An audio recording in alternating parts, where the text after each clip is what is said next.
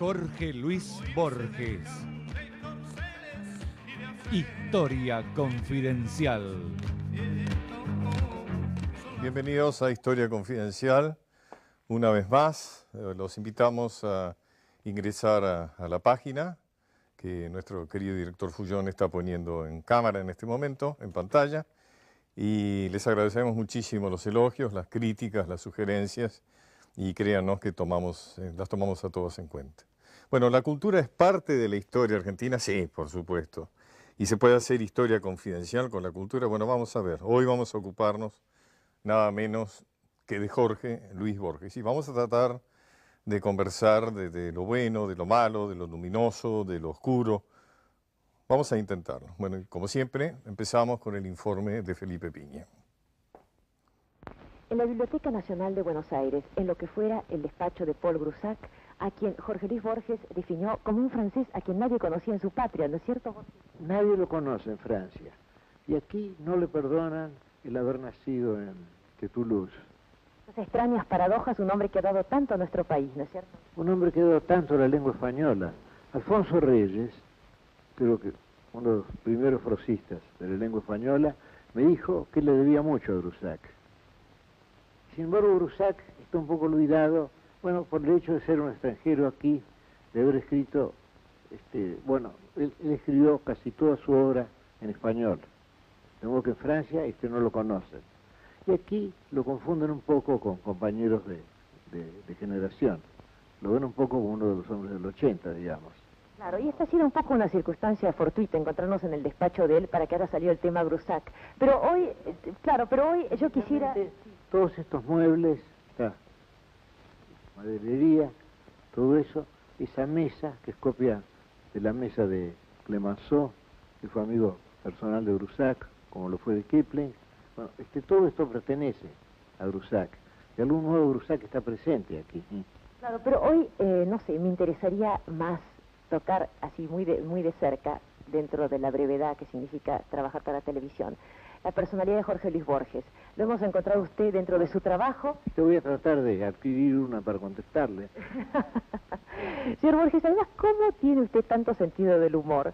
Cuando usted mencionaba recién, denme mi bastón porque un ciego no puede moverse sin su bastón. Es una pregunta metafísica esa, ¿no? Puede ser la sangre inglesa, tal vez. ¿Cómo es su mundo ahora, señor Borges? Bueno, por lo pronto es un mundo aligerado de colores y limitado a las formas que se mueven, a la tiniebla, a la claridad y al color amarillo. Yo he escrito un libro titulado El oro de los tigres. Y en ese libro me refiero al hecho de que cuando yo era chico, yo me pasaba las horas ante los barrotes de la jaula de los tigres en el jardín zoológico, pues estaba fascinado por el pelaje amarillo del tigre. Y ahora el amarillo es el único color que me queda. De modo que de algún modo se ha cerrado el ciclo. Y por eso lo llamé al libro El oro de los tigres. Porque yo empecé visualmente por el amarillo y ahora es el único color que veo. Porque el azul puede ser rojo, el rojo puede ser verde, el verde puede ser marrón, todo eso se confunde. Curiosamente, en realidad... Luces, sombras y el color más vívido, que es el amarillo. Y en realidad entonces uno llega a la conclusión de que en cierto nivel de la vida lo importante es tener un amarillo. ¿No es cierto que lo demás no tiene demasiada trascendencia? Es cierto, sí, es verdad. Y además como, yo no sé, uno vive de la memoria, me parece. Porque desde luego a los 73 años es natural vivir de la memoria. Pero al mismo tiempo uno vive para la memoria. Uno hace muchas cosas para recordarlas. No por el momento presente, sino por el momento futuro en que serán recordadas. ¿Y usted, por ejemplo? Creo que la memoria es importante de un modo futuro y retrospectivo. Bueno, ahí veíamos esta muy buena entrevista de Magdalena Rivniazú realizada a Borges en la propia Biblioteca Nacional a principios de la década del 70. A Borges hacer alguna mención a su infancia, una infancia asignada por la literatura, evidentemente. Ya a los 6 años Borges le anuncia a su padre que quiere ser escritor. A los 7 hace una especie de resumen de la mitología griega. A los 9 años hace una traducción del Príncipe Feliz de Oscar Wilde del inglés, ¿no? Y también se mencionaba el tema de la ceguera de Borges, que es curioso porque la biblioteca tuvo 3 directores notables ciegos como José Mármol, Paul Grusac y el propio Borges, ¿no? Como una especie de signo esto de tener tantos libros y no poder leerlos, ¿no? Curioso caso el de Borges. Renegaba de los movimientos políticos populares, decía que el radicalismo había sido una calamidad y el peronismo un oprobio. No le gustaba el fútbol, despreciaba al general San Martín, decía que era solo un militar que había luchado en Chile, y sostenía que era lamentable que nuestro héroe nacional, Martín Fierro, fuera un desertor, un asesino, un flojo. No le gustaba el color local, no escribía casi sobre temas nacionales, no hizo épica patriotera, y sin embargo es el escritor argentino más conocido en el mundo, y él, que se reía de los mitos nacionales, se ha convertido en una especie de mito nacional, el símbolo de la cultura en nuestro país. Hoy vamos a tener invitados muy distinguidos, conocen algunos muy bien la obra, otros lo han conocido muy estrechamente a Borges. Y a mí se me ocurre que me gustaría hacerle algunas preguntas, además de reconocer que es indudablemente un genio. Me gustaría preguntarle sobre si es cierto que era un hombre políticamente reaccionario. La sexualidad de Borges, por ejemplo, es algo que también se ha hablado a veces como chisme, pero nunca se ha tocado el tema. Bueno, ¿por qué elige morir en el extranjero? ¿Qué pasó en su relación con María Kodama? Vamos a hablar de esas cosas, ¿no? Y ahora vamos a otra entrevista donde Borges va a hablar de la relación de su padre y de su vocación de escritor. Pero él quiso que se cumpliera en mí el destino que no pudo cumplirse en él, el destino de escritor. Luego yo supe desde niño que mi destino sería un destino literario. Eso me fue indicado de un modo tácito, que es el único modo de indicar las cosas, que se den por sentadas. Y yo desde niño supe que mi destino sería un destino literario. Y mi padre me franqueó su biblioteca, una biblioteca en su mayor parte de libros ingleses. Y yo me eduqué en esa biblioteca.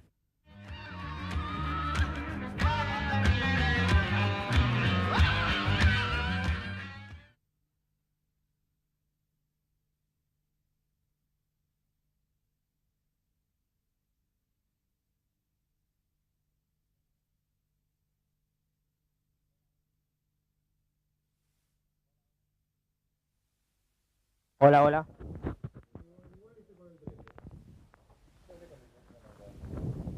Bueno.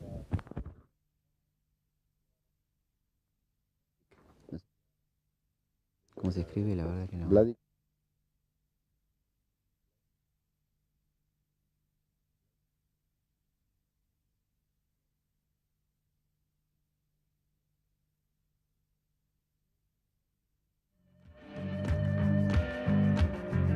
Historia confidencial.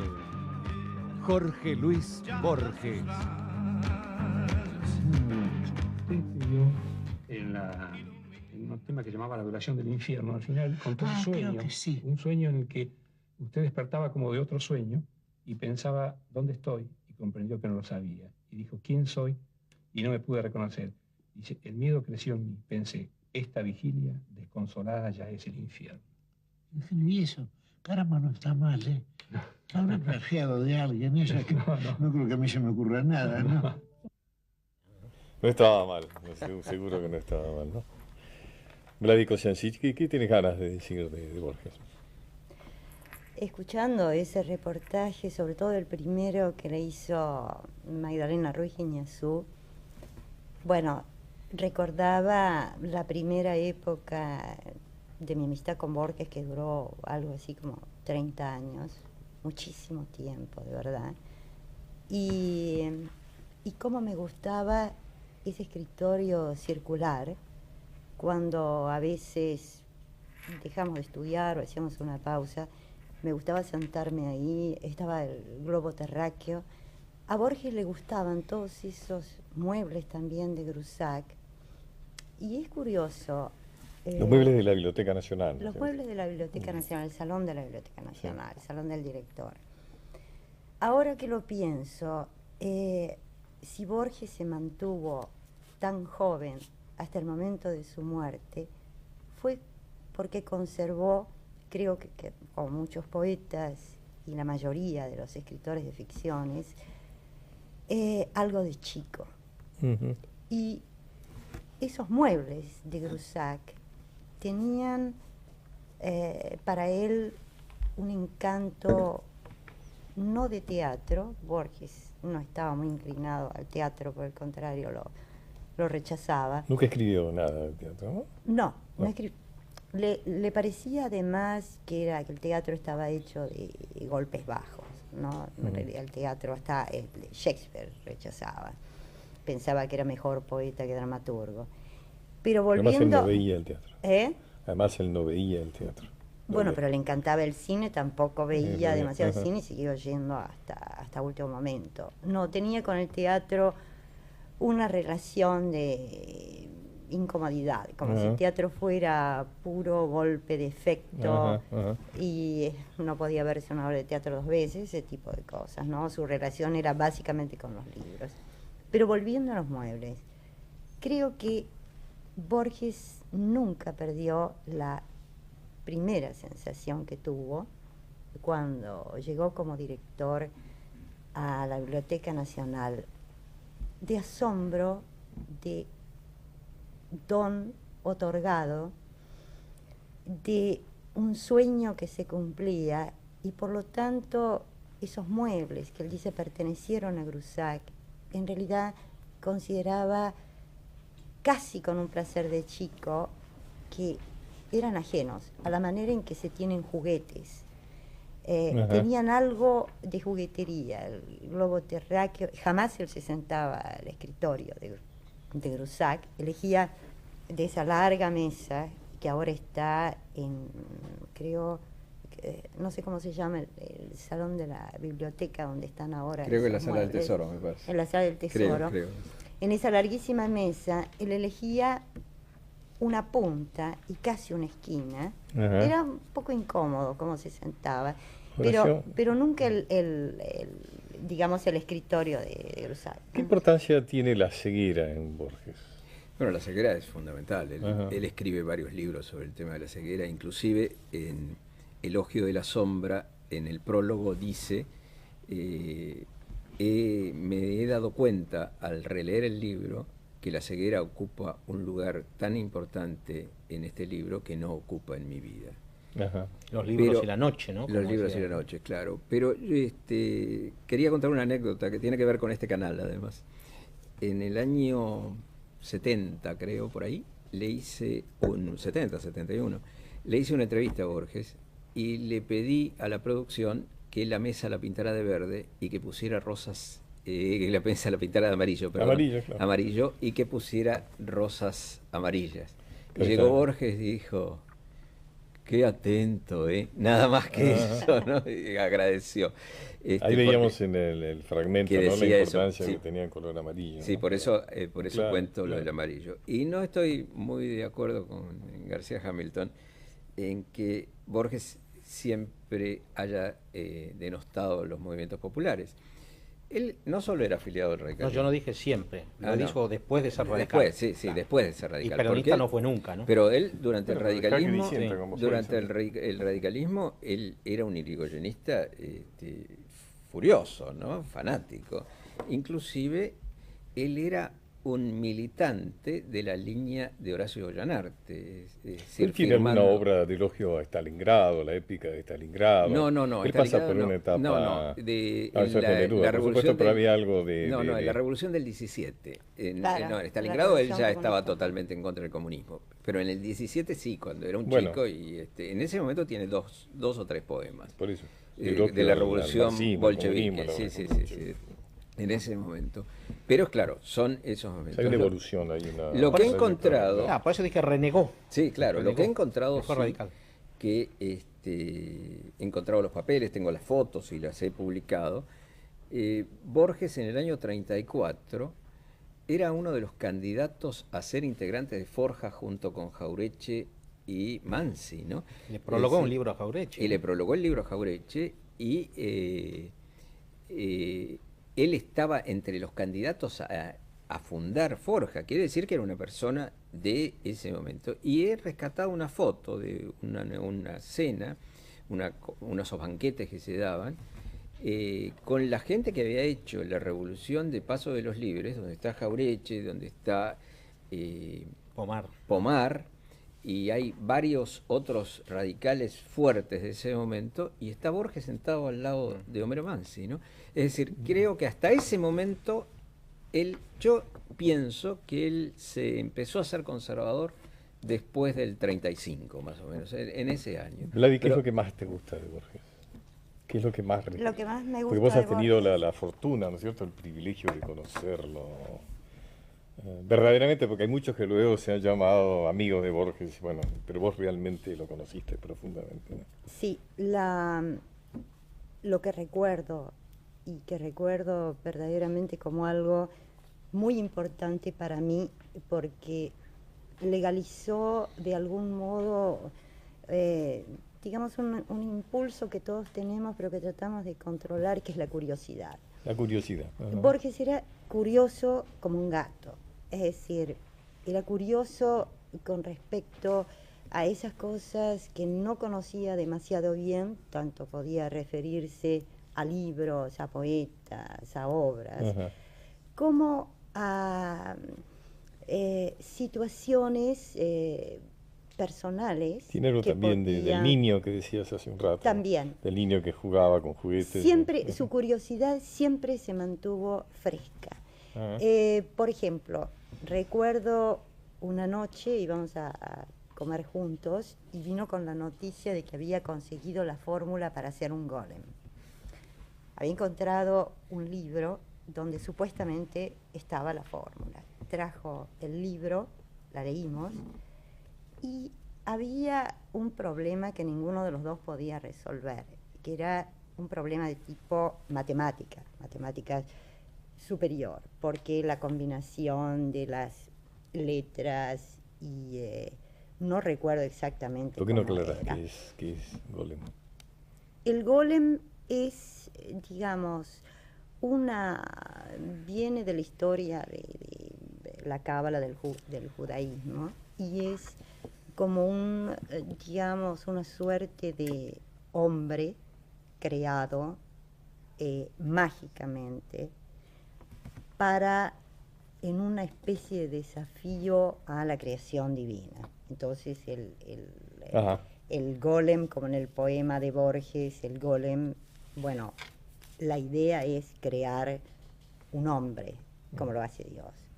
Borges había traído supuestamente la fórmula y la leímos, pero había un problema, no se podía resolver o no se podía por lo menos comprender la parte de números. Entonces estaba casi desesperado. Mi marido llegó, en algún momento había que sacar, creo, las variables, yo no sé nada de matemáticas, y entonces se lo explicó a Borges. Cuando Borges vio que más o menos eso tenía cierta coherencia, dijo, bueno, menos mal, esta noche voy a poder dormir. Pasó queriendo resolver. más o menos 2 o 3 horas, era nada más que un juego, por supuesto. Era tratar de comprender algo que estaba en un libro que ni siquiera le interesaba demasiado, pero no podía, digamos, quedarse con la curiosidad de algo, no ir más allá. Yo recuerdo muy vagamente. Están pidiendo el corte, pero termina la frase, por favor. No, era nada más que eso. Vladi, muchas gracias. Horacio, muchas gracias. Nos vamos a la segunda parte del informe de Felipe. Yo siempre me había imaginado el paraíso bajo la especie de una biblioteca. Otras personas piensan en un jardín, otras personas pueden pensar en un palacio. Yo siempre me he imaginado mi paraíso personal con una biblioteca.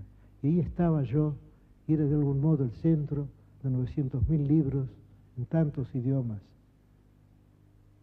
Y al mismo tiempo comprendí que podía apenas descifrar las carátulas y los lomos de los libros. Y entonces escribí aquel poema titulado Poema de los Dones, que empieza así: nadie rebaje a lágrima o reproche esta declaración de la maestría de Dios, que con magnífica ironía me dio a la vez los libros y la noche, esos dos dones que se contradicen, los muchos libros y al mismo tiempo la noche, la incapacidad de leerlos. Y escribí un poema del cual yo imaginé autor a Grusac, porque Grusac fue también director de la biblioteca y fue también ciego, como yo, salvo que Grusac fue más valiente. Grusac no escribió ningún poema, pero yo pensé que sin duda había instantes en que nuestras vidas coincidían, ya que los dos estábamos ciegos, los dos queríamos a los libros. Él había honrado a la literatura con libros muy superiores a los míos, pero en fin, los dos éramos hombres de letras y recorríamos esa biblioteca de libros vedados, casi podríamos decir, para nuestros ojos oscuros, de libros en blanco, de libros sin letras. Y entonces escribí un poema sobre esa ironía de Dios que nos había dado a los dos los libros y la sombra, y al final me pregunté, ¿cuál de los dos escribe este poema de un solo don y de una sola sombra? Pues bien, yo pensé este poema lo escribe Grusac también, salvo que él ha sido más valiente que yo y no lo he escrito. Pero cuando yo escribí ese poema, yo ignoraba una circunstancia que es importante también. Yo ignoraba que hubo otro director de la biblioteca, José Mármol, que también fue ciego. Es decir, aquí ya tenemos el número 3, que de algún modo parece cerrar las cosas, ya que 2 es una mera coincidencia, pero 3 ya es una confirmación de orden ternario, una confirmación de algún modo divina. Bueno, estábamos viendo esta conferencia de Borges en el año 77, que hemos rescatado del archivo del canal. Por suerte el canal tiene bastante material sobre Borges y hemos seleccionado para que podamos revivir algunos momentos de la vida de Borges contadas por él, como en este caso en la conferencia del año 77. Es interesante recordar un poco la actitud de Borges frente a la dictadura militar, de un inicial apoyo hacia la figura de Videla y un poco de la dictadura, y finalmente hacia el final de la dictadura una crítica bastante fuerte, inclusive la participación en las solicitadas por pedido de los derechos humanos y por los desaparecidos, que le valieron la crítica de muchos que lo habían acompañado en otro momento de su vida. Las traslúcidas manos del judío labran en la penumbra los cristales, y la tarde que muere, miedo y frío, las tardes a las tardes son iguales. Las manos y el espacio de Jacinto, que palidecen el confín del gueto, casi no existen para el hombre quieto, que está soñando un claro laberinto. No lo turba la fama, ese reflejo de sueños en el sueño de otro espejo, ni el temeroso amor de las doncellas. Libre de la metáfora y del mito, labra un arduo cristal, el infinito mapa de aquel que es todas sus estrellas.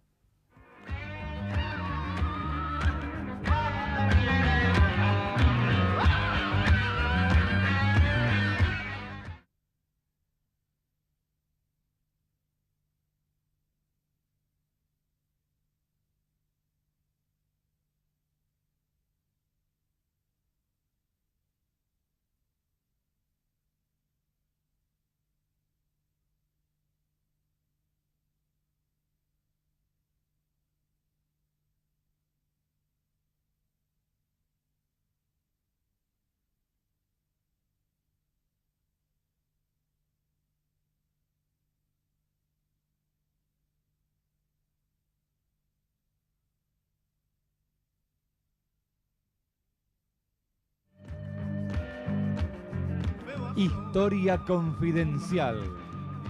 Jorge Luis Borges. Borges nace a fines del siglo XIX y lo que más importante es que su obra está compuesta por ensayos, cuentos y poemas. No hay novelas, y esto no es casualidad. No hay novelas porque Borges considera que la mejor novela, o sea, la novela que alcanza la perfección, ya fue escrita por Cervantes, y es Don Quijote de la Mancha. Borges también lo que se dice y lo que él mismo decía, una humildad muy característica, era que él era un gran plagiador, que en realidad él no había escrito nada y que lo que hacía era tomar todos los autores de la literatura universal y copiarlos, digamos, de alguna forma. Toma y reescribe a los más grandes escritores de la historia de la literatura. Se ven en la obra de Borges distintas obsesiones, como los laberintos, el espejo, que van increyendo, me parece, a lo largo de su obra, y además también algunas paradojas, quizás porque mismo la vida de Borges fue una paradoja, ¿no?, en la cual él bien dice, le fueron dados los libros y la noche, o sea, la ceguera. Gracias a los chicos del Colegio Carlos Pellegrini. Son alumnos de Felipe Piña y saben mucho, es notable, ¿eh? Más que Felipe. Borges solía decir que su padre era anarquista y le decía que algún día los cuarteles, los curas, las banderas, las mapas con naciones de distintos colores, las carnicerías iban a desaparecer. Él a la vez fue un profundo antiperonista, decía que el peronismo fue una humillación incesante, ¿no?, y que admiraba a su madre porque había estado presa durante el peronismo, y decía, mientras muchos de los hombres callábamos. Pedro Orgambide, ¿qué papel tuvo la política en la literatura de Borges? En la vida, y en la vida, ¿no? En la vida de Borges. Y también, en forma colateral, desde luego, en su literatura. A mí se me hacía muy difícil explicar en el exilio la postura de Borges en el comienzo de la dictadura a favor de las dictaduras del Cono Sur, la condecoración de Pinochet, los elogios el almuerzo con Videla, ¿no? Sí, todo ese era muy difícil, sobre todo en los ámbitos, ahora que veo a los chicos, en los ámbitos estudiantiles, universitarios, porque al igual que estos chicos que hablan del laberinto, de los espejos, es decir, del mundo fantástico de Borges, era muy difícil explicar esta contradicción. Bueno, Entonces, digamos que los que nunca lo entendieron, y por eso fueron los que dan el premio Nobel, ¿no es cierto? Claro. Creo que fue uno de los motivos fundamentales por los claro, cuales... yo creo que pese a ciertas respuestas tranquilizadoras que daban nuestros compatriotas, decir, por ejemplo, y tal vez tenían razón, que lo que importaba era la literatura de Borges y no sus opiniones episódicas acerca de la política. Sin embargo, esas respuestas tranquilizadoras a mí no me bastaron. Por lo menos no me bastaron. ¿Vos no pensás que tenía que ver con la ceguera de Borges y con lo que le contaban los que lo rodeaban? De ninguna manera. No hay disculpa. No. De ninguna manera. Yo creo haber estudiado, digamos, es casi una jactancia, ¿no? Pero haber investigado desde la infancia hasta la vejez los cambios de lo que podría llamarse un sistema de ideas, una estructura política en Borges. Por ejemplo, recién hablabas de su padre. Su padre lleva a la mesa familiar a Evaristo Carriego, a Almafuerte, y los dos, según dice Borges después, son arquetipos de lo que él llamaba una retórica de la injusticia. De Almafuerte toma una parte de esa retórica, la ética, y descree de la parte mesiánica, redentora de Almafuerte. Y de Carriego toma, bueno, el conocido culto del coraje. Claro. Cuando Carriego dice en el poema El Guapo a San Juan Moreira, cultor del coraje. ¿Quién mejor que Borges para asumir esa parte de la retórica de la injusticia, esa parte del culto del coraje en una tipología de orilleros, en una frecuentación? Él decía, no fui valiente, me legaron el coraje mis antepasados, ¿no? Y ahí creo hay otra parte de su pensamiento político. Él está como en deuda con su pasado, con el pasado castrense, con el pasado... En la novela familiar de Borges eso tiene mucha importancia. Vuelvo a Carriego. De Carriego, sin embargo, dice, desconociendo su pasado anarquista, omitiendo al militante de la protesta, dice, y ese amor a los pobres, él dice que eso es una lacrimosa retórica socialista. Si queremos llegar a un extremo, los cultores de la poesía social, descendientes o herederos de Carriego, la gente de Boedo, serán calificados por Borges como poetas del mal humor obrero. Poetas del mal humor obrero. Claro, que es gracioso, que es una forma, la boutade, usada en política, bueno, vos lo sabés, sos político, ¿no? Bueno, todos somos políticos, todos somos políticos. No ofenda ahora, le diría, ¿eh? Sí, y sí, es una forma de... Algo de eso tiene que ver con lo que decía José Ignacio, el tema del desprecio de Borges hacia el Martín Fierro, ¿no? Que de alguna manera es una obra de reivindicación de los sectores populares. En la biografía de Horacio Salas, que creo que es una biografía imprescindible para entender la complejidad de Borges, se habla del poema conjetural, donde es la muerte de la Prida. La muerte de la Prida, ¿no? Por ese piquete de soldados montoneros de Aldao, claro. Que lo degüellan. Sí. Y termina diciendo, vencen los bárbaros, los gauchos vencen. Okay. Entonces me hace acordar también a la mamá de Borges, a doña Leonora Acevedo, que decía, fíjate vos, Ricardito, se le ocurre escribir sobre un gaucho. Ricardito era Ricardo Guiraldes, claro. Y el gaucho era don Segundo Sombra. Escúchame, acá con José Ignacio nos hemos ocupado de la sexualidad de San Martín, de la sexualidad de Belgrano, de la sexualidad de Sarmiento.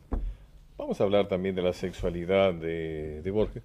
Recordábamos hace un rato con José Ignacio que Siblina Burrich alguna vez, con esa tendencia en la televisión, a decir cosas que impactaran, decía que Borges era impotente. Un viejo impotente, ¿no? Bueno, primero que a mí me parece impúdico, ¿no? Me parece impúdico. Hay un libro de Bosco-Voynich, del psicoanalista. Que se supone que fue su psicoanalista, ¿no? No.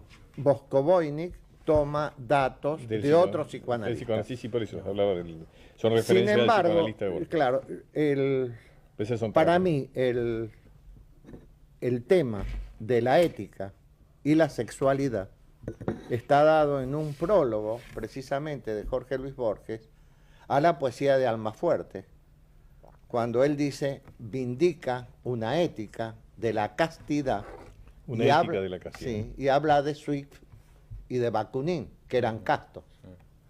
Es mi único aporte el volver a leer el prólogo de Borges. Lo demás me parece que es chisme. Es chisme. Y que no sirveIgual para... que eso que se dijo Bosco-Voynich se parece mucho a la violación de secretos. Y que no sirve para nada. De secretos profesionales. En cambio, volviendo al antiperonismo, voy a retomar lo que decía Salas, que él empieza a apartarse del radicalismo irigoyenista en el año 36.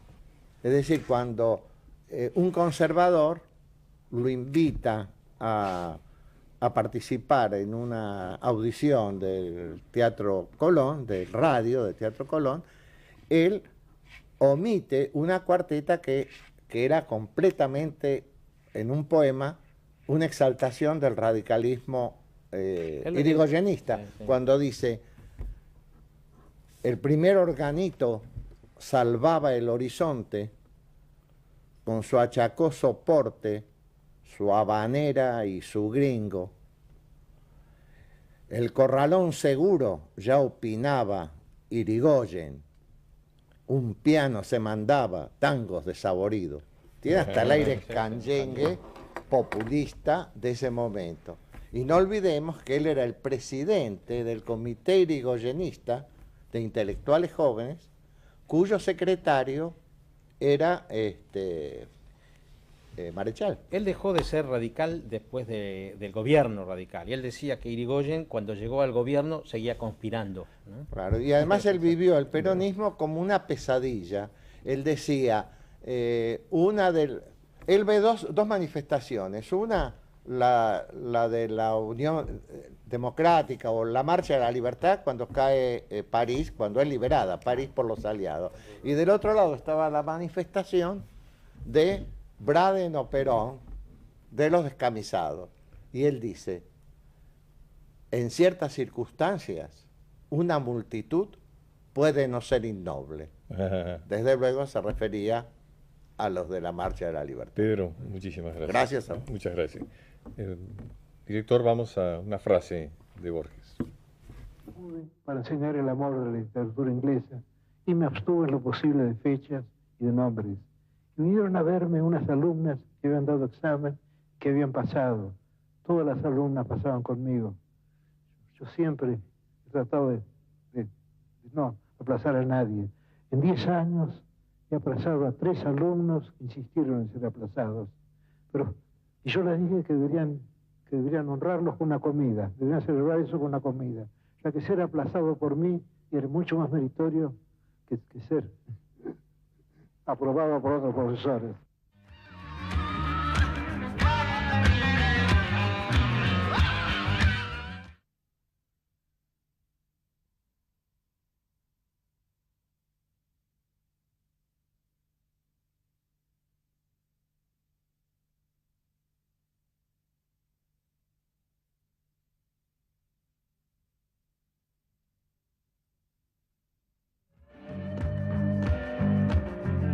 Historia confidencial. Jorge Luis Borges.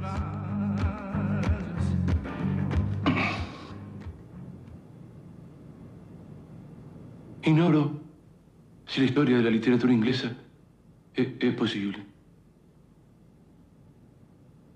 Ignoro si la historia de la literatura es posible. Ignoro si la historia es posible. Schopenhauer, en 1844, opinó que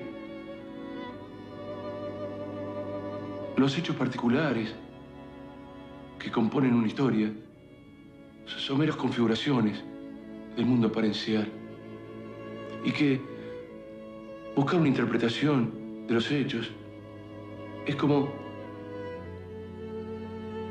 buscar entre las nubes grupos de animales o de hombres.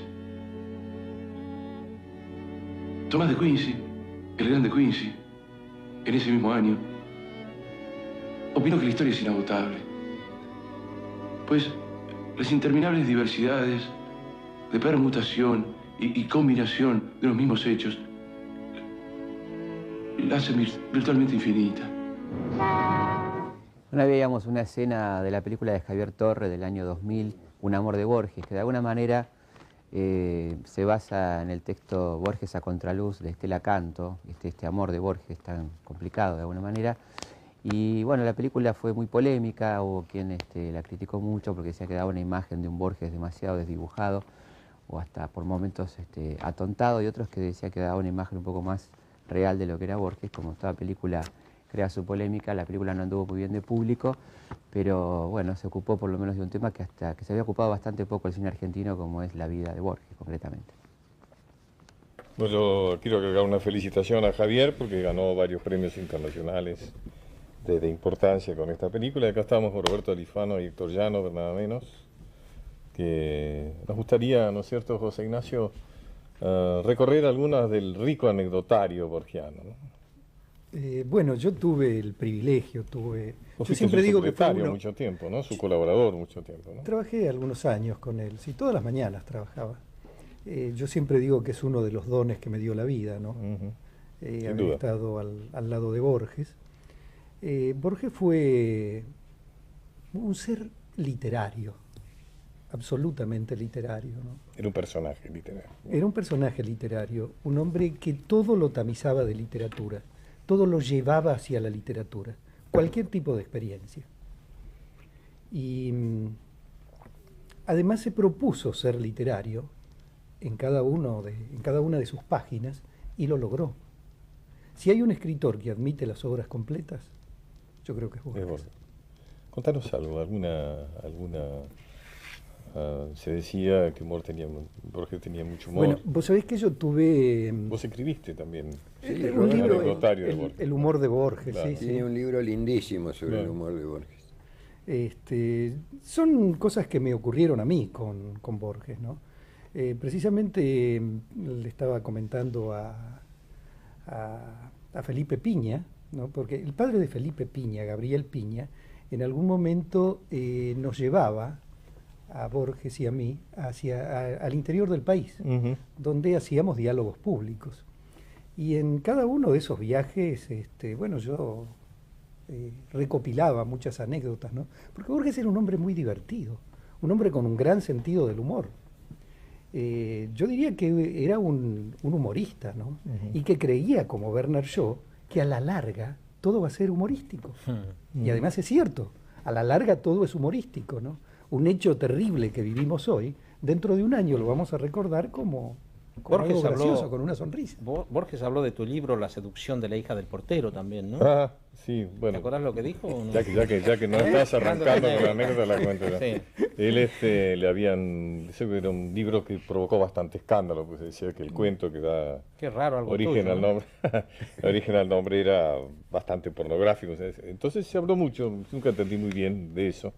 Entonces un periodista cuando lo entrevista le pregunta: ¿qué opina usted de ese libro La seducción de la hija del portero, de O'Donnell? Y él dijo: es muy audaz, dice, ¿no? Entonces Borges dice: ¿por qué? ¿Por la forma que se habló el tema? No, dice, por llamar portero al encargado. De alguna manera una defensa, ¿no? Que hacía contra el encargado. No, se había ¿Y ofendido qué anécdota un poco. tenés, Roberto, de Borges? Contá alguna anécdota. Anda, la anécdota, directo. Una anécdota derecho. Bueno, cuando lo conoce Juan José Arriola, un formidable escritor, un formidable cuentista mexicano, a Borges, un devoto de Borges, contaba que se arrodilló, lo conoció en una universidad de Estados Unidos, se arrodilló, le besó la mano. Arriola es un hombre muy efusivo, ¿no? Un hombre grandielocuente, ¿no? en su trato cotidiano. Le besó la mano y le dijo: Borges, le entrego en este beso 30 años de admiración. Y Borges le dijo: pero, qué manera de perder el tiempo, señor. Héctor. Bueno, vamos a las anécdotas. Yo le grabé un disco y eso me dio oportunidad de convivir 6 tardes, 4 horas por vez, y otras 6 tardes, y él jugaba a que no se acordaba sus poemas de memoria. Entonces mi mujer era la que le tenía que ir dictando. Entonces me acuerdo con el poema de Baltasar Gracián, ese que empieza diciendo: laberintos, retruécanos y emblemas, helada y laboriosa nadería, fue para este jesuita la poesía reducida por él a estratagema. Y Borges dijo: qué difícil, vamos a estar toda la tarde con esta cuarteta. Pero al ratito el tipo que manejaba el sonido nos dijo que había una pausa. Entonces, en la pausa seguía pasando el poema ya grabado por Borges, por los parlantes, y hay una parte donde Borges dice que Baltasar Gracián había aprendido muchas astucias y argucias. Entonces Borges, mirándome, dijo: claro, no estoy hablando de Gracián, estoy hablando de mí. Soy yo el que ha aprendido muchas argucias. Cada vez que publico un poema en La Nación, pienso: ahora se van a dar cuenta. Pero alguien me llama como a las 11 y me dice: muy bueno, Giorgi. Y alguien vuelve a llamar a las 5 o 6 y dice: muy bueno, Giorgi. Y como a las 7 u 8 llama a Adolfito y dice: muy bueno, Giorgi. Y como a las 9 me digo: qué suerte, tampoco esta vez se han dado cuenta. Adolfito, recordemos que era Bioy Casares. Bioy Casares. Y después hablando de Bioy Casares en temas de la literatura fantástica.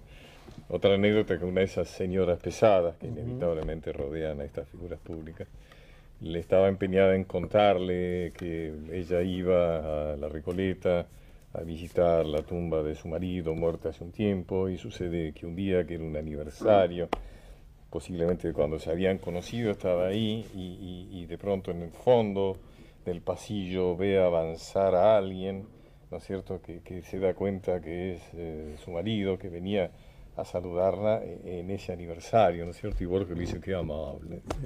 Ahora, lo curioso es que Borges fue un tímido irreductible, ¿no? Tímido. Y después la fama, ¿no? La fama es lo que le da una seguridad en sí mismo, ¿no?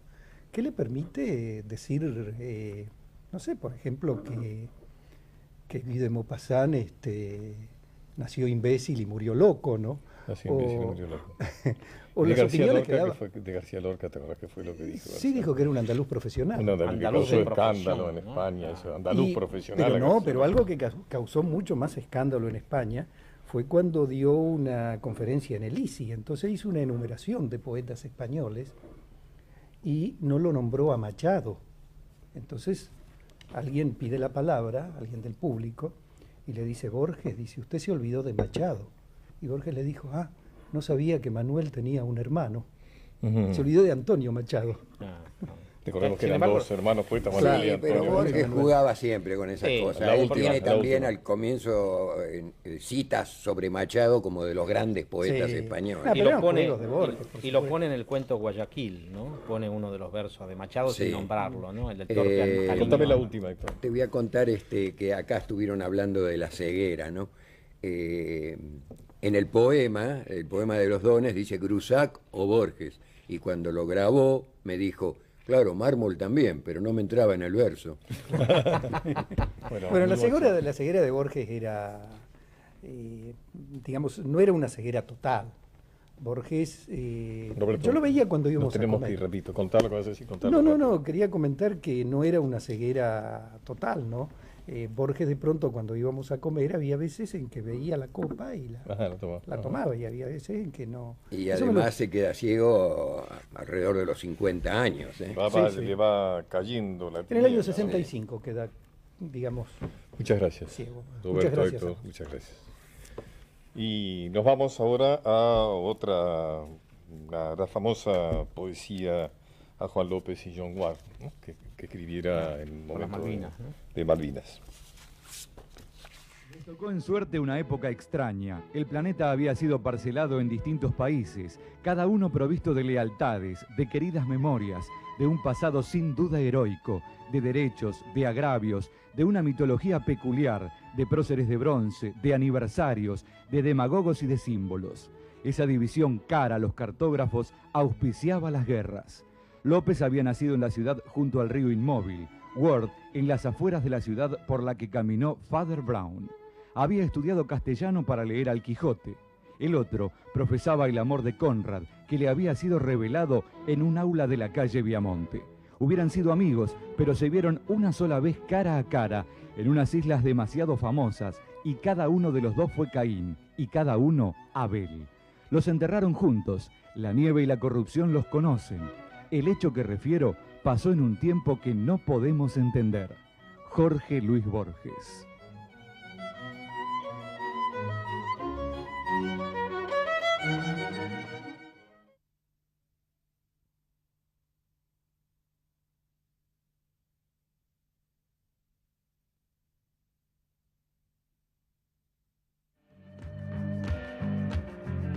Historia confidencial. Jorge Luis Borges. No, quería contar la anécdota de la que hablaba Roberto, de la que fue testigo mi padre. Digamos que estaban en un aeropuerto y estaba Monseñor Cuarrachino, entonces se acerca a saludarlo a Borges, y Borges le dice: ¿cómo le va, Monseñor? Dice: somos colegas.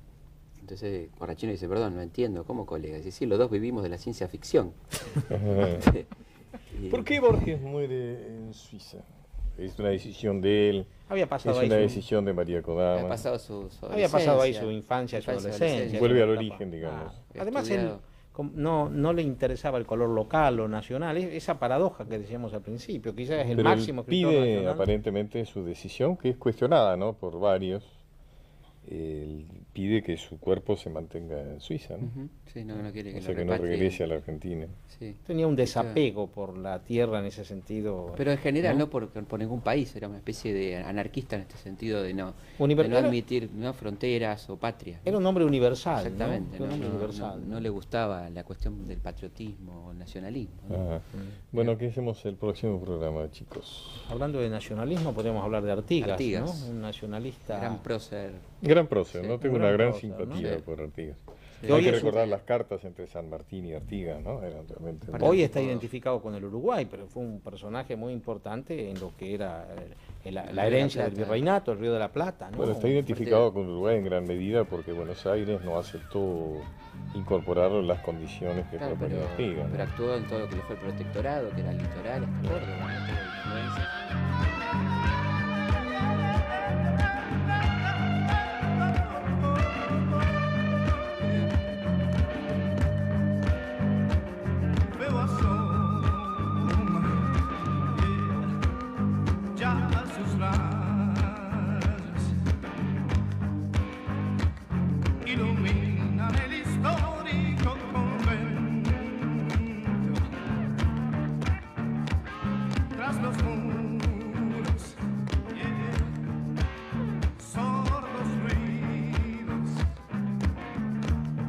Cerrado el ciclo. Y por eso lo llamé al libro El oro de los tigres. Porque yo empecé visualmente por el amarillo y ahora es el único color que veo. Porque el azul puede ser rojo, el rojo puede ser verde, el verde puede ser marrón, todo eso se confunde. Curiosamente, en realidad... luces, sombras y el color más vívido, que es el amarillo. Claro, y en realidad entonces uno llega a la conclusión de que en cierto nivel de la vida lo importante es tener un amarillo. ¿No es cierto que lo demás no tiene demasiada trascendencia? Es cierto, sí, es verdad. Bueno. Y además como, yo no sé, uno vive de la memoria, me parece. Porque desde luego a los 73 años es natural vivir de la memoria. Pero al mismo tiempo uno vive para la memoria. Uno hace muchas cosas para recordarlas. No por el momento presente, sino por el momento futuro en que serán recordadas. ¿Y usted, por ejemplo...? Creo que la memoria es importante de un modo futuro y retrospectivo. Bueno, ahí veíamos esta muy buena entrevista de Magdalena Rivas realizada a Borges en la propia Biblioteca Nacional a principios de la década del 70. A Borges hacer alguna mención a su infancia, una infancia asignada por la literatura, evidentemente. Ya a los 6 años Borges le anuncia a su padre que quiere ser escritor. A los 7 hace una especie de resumen de la mitología griega. A los 9 años hace una traducción del Príncipe Feliz de Oscar Wilde del inglés, ¿no? Y también se mencionaba el tema de la ceguera de Borges, que es curioso porque la biblioteca tuvo 3 directores notables ciegos como José Mármol, Paul Grusac y el propio Borges, ¿no? Como una especie de signo esto de tener tantos libros y no poder leerlos, ¿no? Curioso caso el de Borges. Renegaba de los movimientos políticos populares, decía que el radicalismo había sido una calamidad y el peronismo un oprobio. Por el hecho de ser un extranjero aquí, de haber escrito, bueno, él escribió casi toda su obra en español. De modo que en Francia no lo conocen. Y aquí lo confunden un poco con compañeros de generación. Lo ven un poco como uno de los hombres del 80, digamos. Claro, y esta ha sido un poco una circunstancia fortuita encontrarnos en el despacho de él para que ahora salió el tema Grusac. Pero hoy, claro, yo quisiera... Todos estos muebles, maderería, todo eso, esa mesa que es copia de la mesa de Clemenceau, que fue amigo personal de Grusac, como lo fue de Kipling. Bueno, todo esto pertenece a Grusac. De algún modo Grusac está presente aquí. Claro, pero hoy, no sé, me interesaría más tocar así muy de cerca, dentro de la brevedad que significa trabajar para televisión, la personalidad de Jorge Luis Borges. Lo hemos encontrado usted dentro de su trabajo. Te voy a tratar de adquirir una para contestarle. Señor Borges, además, ¿cómo tiene usted tanto sentido del humor? Cuando usted mencionaba recién, bueno, denme mi bastón porque un ciego no puede moverse sin su bastón. Es una pregunta metafísica esa, ¿no? Puede ser la sangre inglesa, tal vez. ¿Cómo es su mundo ahora, señor Borges? Bueno, por lo pronto es un mundo aligerado de colores y limitado a las formas que se mueven, a la tiniebla, a la claridad y al color amarillo. Yo he escrito un libro titulado El oro de los tigres. Y en ese libro me refiero al hecho de que cuando yo era chico, yo me pasaba las horas ante los barrotes de la jaula de los tigres en el jardín zoológico, pues estaba fascinado por el pelaje amarillo del tigre. Y ahora el amarillo es el único color que me queda. De modo que, de algún modo... No le gustaba el fútbol, despreciaba al general San Martín, decía que era solo un militar que había luchado en Chile, y sostenía que era lamentable que nuestro héroe nacional, Martín Fierro, fuera un desertor, un asesino, un flojo. No le gustaba el color local, no escribía casi sobre temas nacionales, no hizo épica patriotera, y sin embargo es el escritor argentino más conocido en el mundo, y él, que se reía de los mitos nacionales, se ha convertido en una especie de mito nacional, el símbolo de la cultura en nuestro país. Hoy vamos a tener invitados muy distinguidos, conocen algunos muy bien la obra, otros lo han conocido muy estrechamente a Borges. Y a mí se me ocurre que me gustaría hacerle algunas preguntas, además de reconocer que es indudablemente un genio, me gustaría preguntarle sobre si es cierto que era un hombre políticamente reaccionario. La sexualidad de Borges, por ejemplo, es algo que también se ha hablado a veces como chisme, pero nunca se ha tocado el tema. Bueno, ¿por qué elige morir en el extranjero? ¿Qué pasó en su relación con María Kodama?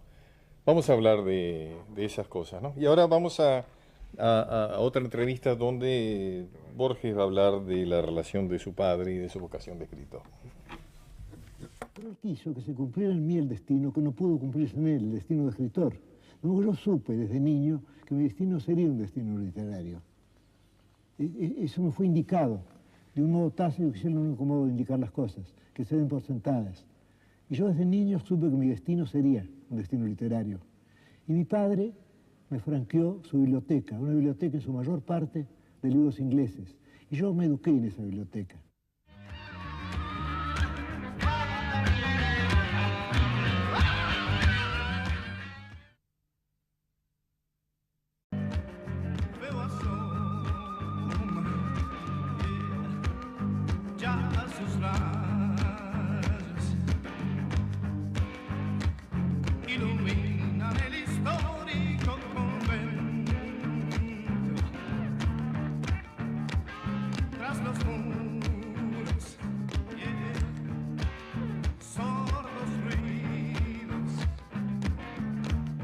Jorge Luis Borges.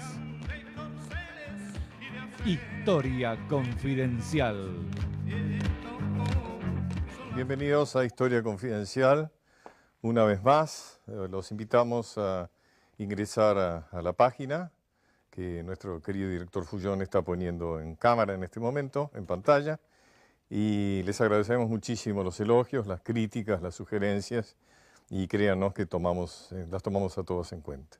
Bueno, ¿la cultura es parte de la historia argentina? Sí, por supuesto. ¿Y se puede hacer historia confidencial con la cultura? Bueno, vamos a ver. Hoy vamos a ocuparnos nada menos que de Jorge Luis Borges. Y vamos a tratar de conversar de lo bueno, de lo malo, de lo luminoso, de lo oscuro. Vamos a intentarlo. Bueno, y como siempre, empezamos con el informe de Felipe Piña. En la Biblioteca Nacional de Buenos Aires, en lo que fuera el despacho de Paul Groussac, a quien Jorge Luis Borges definió como un francés a quien nadie conocía en su patria, ¿no es cierto, Borges? Nadie lo conoce en Francia. Y aquí no le perdonan el haber nacido en Toulouse. Esas extrañas paradojas, un hombre que ha dado tanto a nuestro país, ¿no es cierto? Un hombre que ha dado tanto a la lengua española. Alfonso Reyes, creo que uno de los primeros prosistas de la lengua española, me dijo que le debía mucho a Groussac. Sin embargo, Groussac está un poco olvidado. Bueno,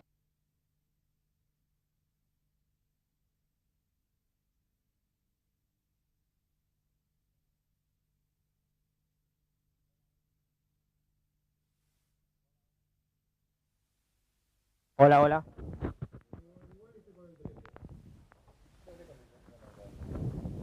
Bueno.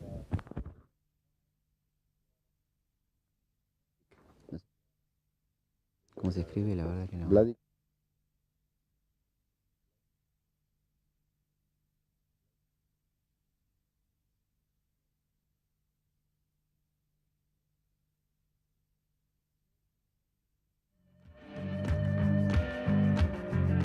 Historia Confidencial. Jorge Luis Borges. Usted escribió en un tema que llamaba La violación del infierno. Al final contó un sueño, un sueño en el que usted despertaba como de otro sueño y pensaba, ¿dónde estoy? Y comprendió que no lo sabía. Y dijo, ¿quién soy? Y no me pude reconocer. Dice, el miedo creció en mí. Pensé, esta vigilia desconsolada ya es el infierno. Escribí eso. Caramba, no está mal, ¿eh? Habré plagiado de alguien, ella que no creo que a mí se me ocurra nada, ¿no? No estaba mal, seguro que no estaba mal, ¿no? Vladi Kosiancic, ¿qué tienes ganas de decir de Borges? Escuchando ese reportaje, sobre todo el primero que le hizo Magdalena Ruiz Guiñazú, bueno, recordaba la primera época de mi amistad con Borges, que duró algo así como 30 años, muchísimo tiempo, de verdad. Y cómo me gustaba ese escritor.